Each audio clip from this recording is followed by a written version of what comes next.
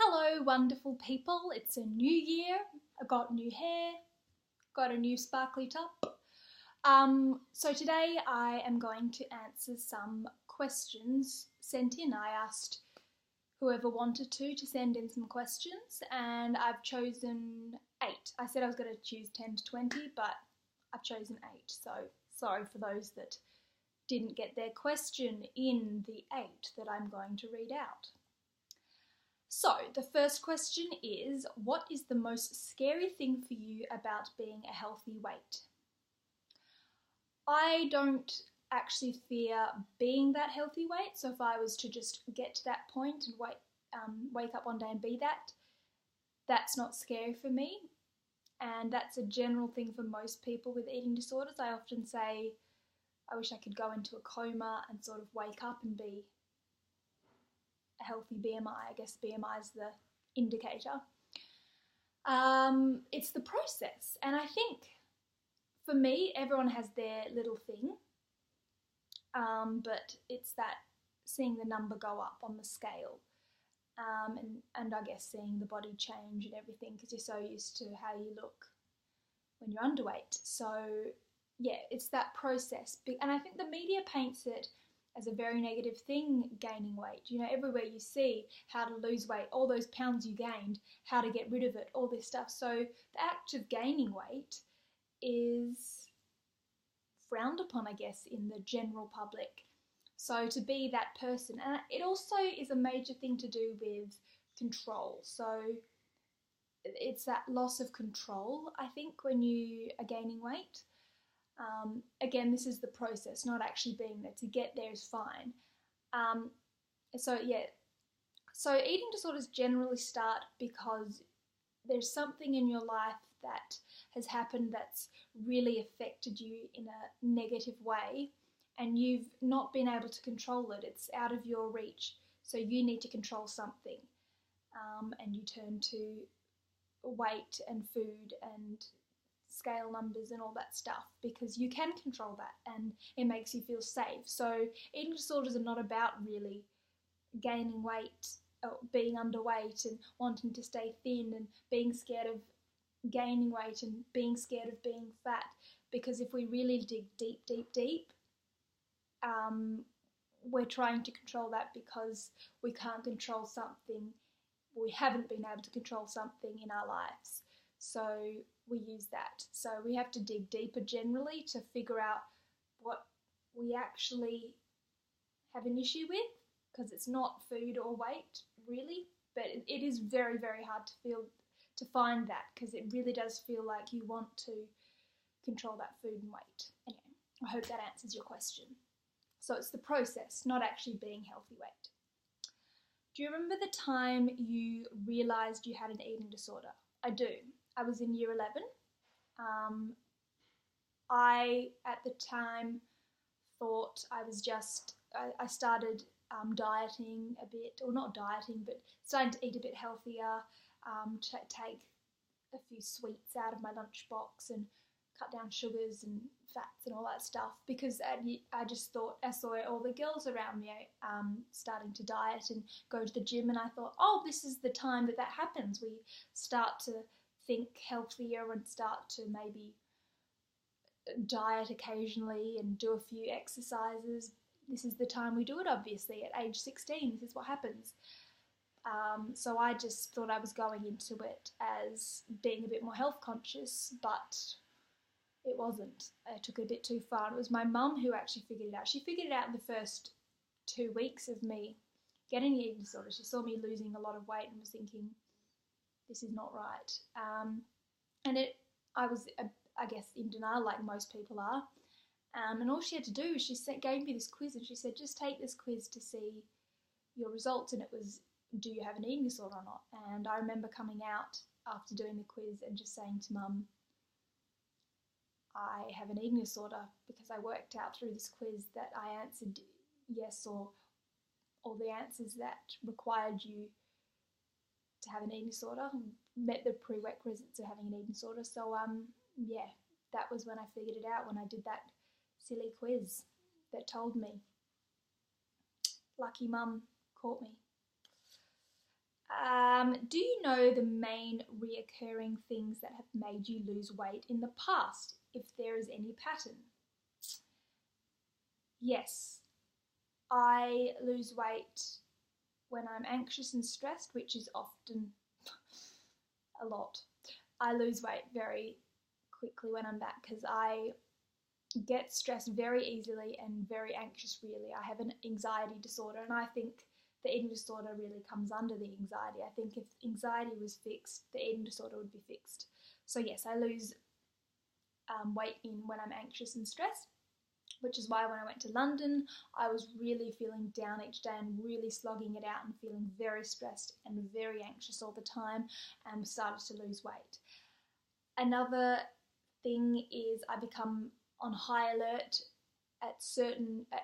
for certain reasons. So when I start to break the normal pattern that I live by, I can often start to so going through the festive season. Everyone thinks festive season, I gain weight over festive season. So I become on high alert. Oh, I've got to cut back a bit in terms of my intake to make up for those days that on the occasions that I'm going to be eating lots and drinking lots and all that stuff. So I've got to work it out now so it all balances out. But I always have lose weight. I didn't lose weight this festive season. Yes, first time in 10 years, didn't lose a thing. Winning. But yes, generally in the past, festive seasons has been a time for that. I've lost a lot of weight because I become on high alert about this so-called gaining weight period, which never happens. And I make up for it. Not a smart move. When I'm in different countries, so when I lived in New York for 3 months, my eating disorder came back. So it was I actually think I've had 2 eating disorders, by the way. The first one I overcame, and then the second one happened when I was living in New York for 3 months, and it was completely different. I find them so worlds apart. But anyway, I got an eating disorder again after recovering in an admission, and because I didn't know the foods, and there was this was in a time where in Australia we didn't put kilojoules and calories on foods, but America did, and I just freaked out seeing them everywhere and fell into an eating disorder again. And I obviously had to have foods that I didn't know well and something, so I was again on high alert. When I went to London, didn't know the food labels there, again on high alert, trying to compensate. And I usually will restrict in those times because I think, I don't know this, and I'll just go with the low calorie stuff because that's safe. That feels safe. No, it's not safe. You lose weight and you become very sick. So yeah, that's in the times. And obviously, I'm walking more. When I'm stressed and anxious, I feel anxiety is helped through walking, so I end up walking more, which doesn't really help. And I lose weight because I am restricting a bit, and I was restricting, should I say, and walking more, and really stressed and really anxious. Just being that energy of stress and anxiety can really make you lose weight, believe it or not.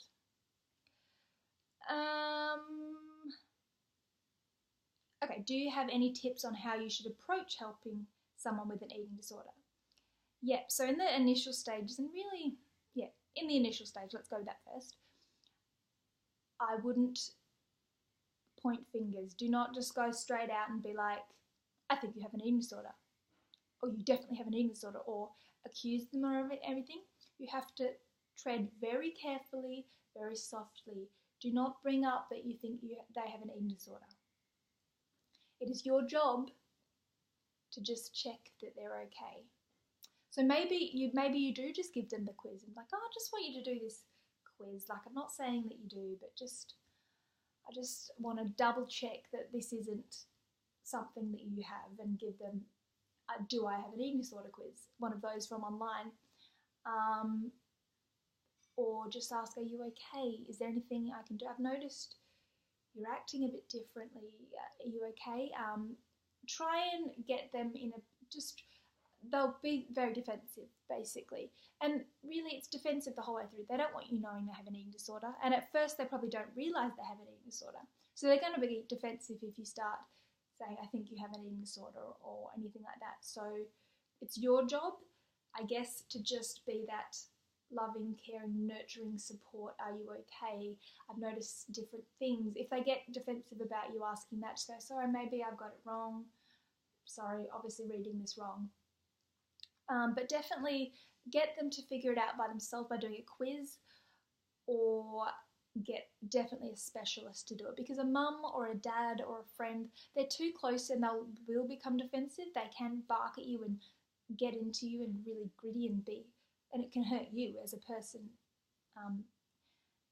But yeah, generally if it's a specialist, a GP saying you have an eating disorder, or a psychologist or a psychiatrist, they're probably not going to be as defensive and as narky, because it's not someone they're familiar with. So I would definitely try and get them to a GP or psychologist or psychiatrist so that they can do the heavy realization with them and tell them what they think, and not you, because I think they're just going to become very, very defensive. So I would tread very carefully and just be that supportive, nurturing person. If it gets really, really bad,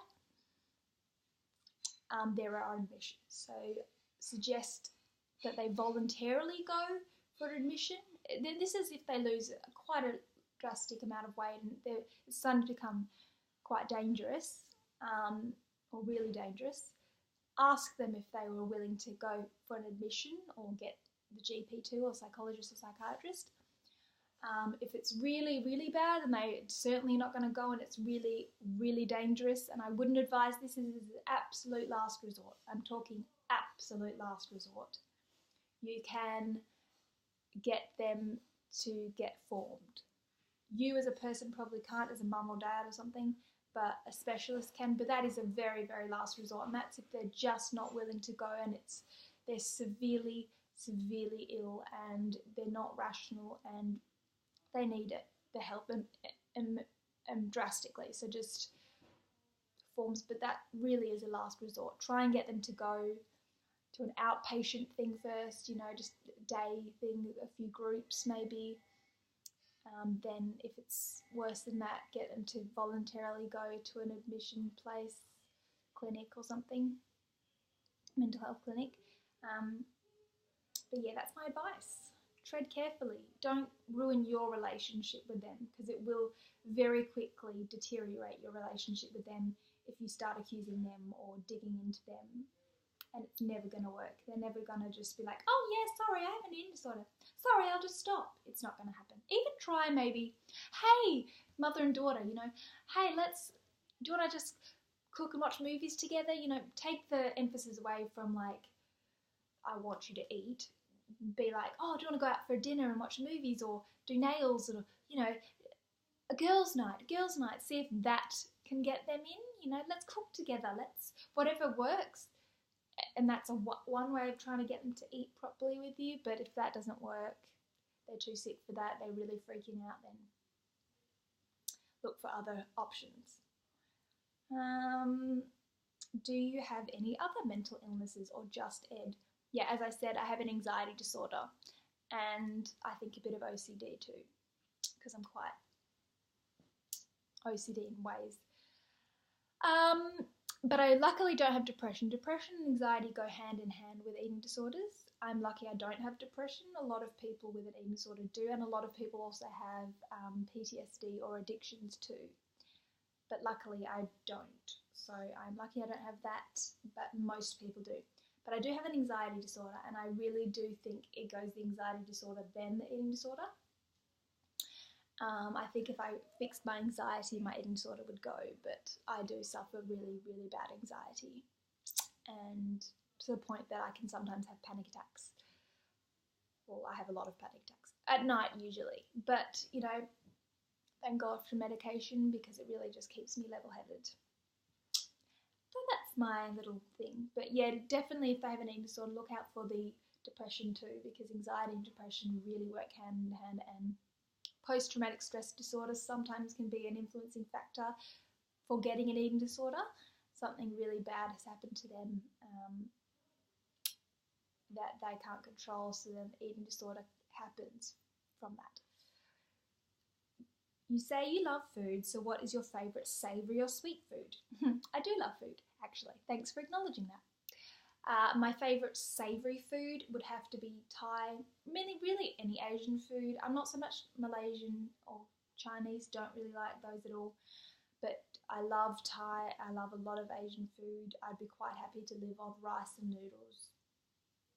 I have Asian every week anyway because I just adore it. So definitely Asian is my savoury food. Actual ingredient would be pumpkin. Love a good pumpkin. And sweet food, ice cream. I am lactose intolerant. Luckily it's a mild lactose intolerance. But I still eat ice cream. It has to be chocolate ice cream too. None of this strawberry or berry or anything chocolate. It's got to have chocolate in it. What has been the hardest unhealthy behaviour to break in the road to recovery? I would say that would be, I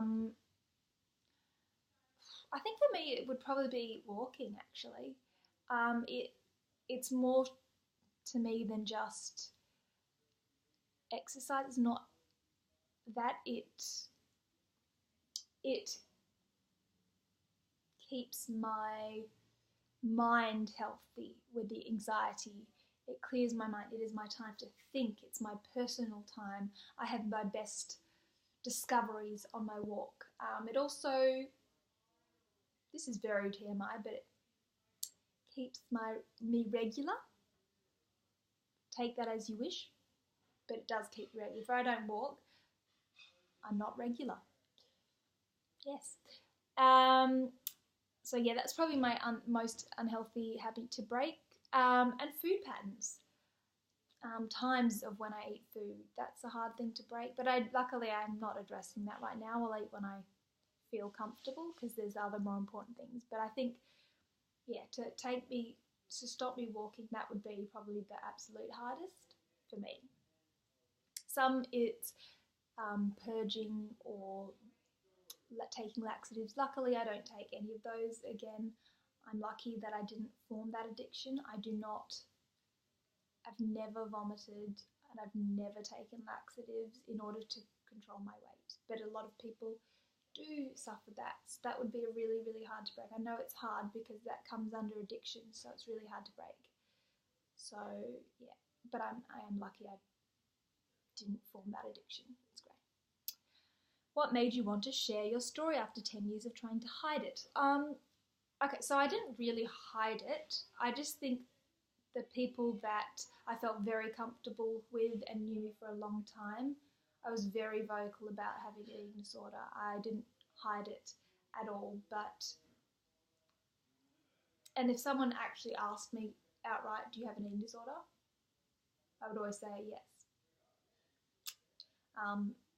Yes, but to actually take it to the social media and really be very vocal about it, I think I needed to know that I was heading in a good place. I really needed to know that I wasn't going to relapse immediately, because that's just embarrassing for me and it's not a healthy image to portray for those that, oh, it's okay to, backtrack. It's not. I wanted to know that I wanted to reach a certain place in recovery before I was going to be vocal about it, because I wanted to be there to help others, and it's not helpful to just relapse. So that's why I did it when I did, because I felt I was in a good enough place to then tell my story. And that is all my questions. I think I've answered all of them, yes. But yes, I do think it's an interesting thing. The eating disorders is not about, when you dig deep, it's actually not about the gaining weight, or, that's my dad playing trumpet in the back, great. It's not about gaining weight and looking skeletal and all that stuff. It's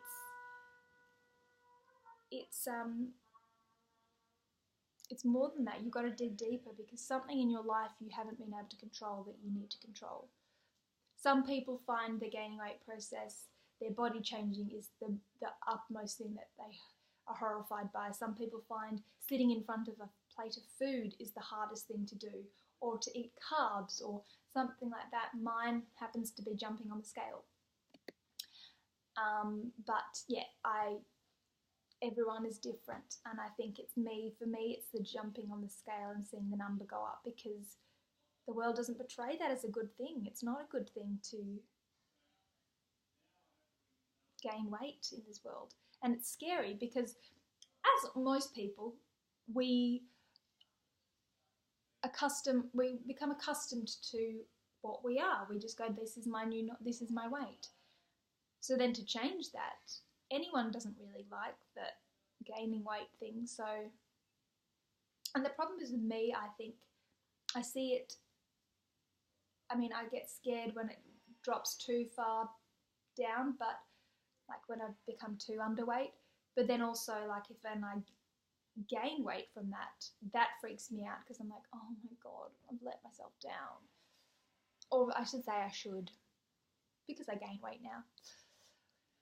But yeah, I think it is that. For me, it would definitely be the gaining weight, stepping on the scale, sorry, because every time I see a number and it's lower, that becomes my new normal, and that's the unhealthy pattern you need to break, because you can't just think, as soon as you see a number drop, that's my new normal, and then anything above that freaks you out. It's just a very vicious cycle to be in, but I think, God, I wish you could just go into a coma and wake up healthy, because that, I think for a lot of people suffering an eating disorder, that would be the easiest thing.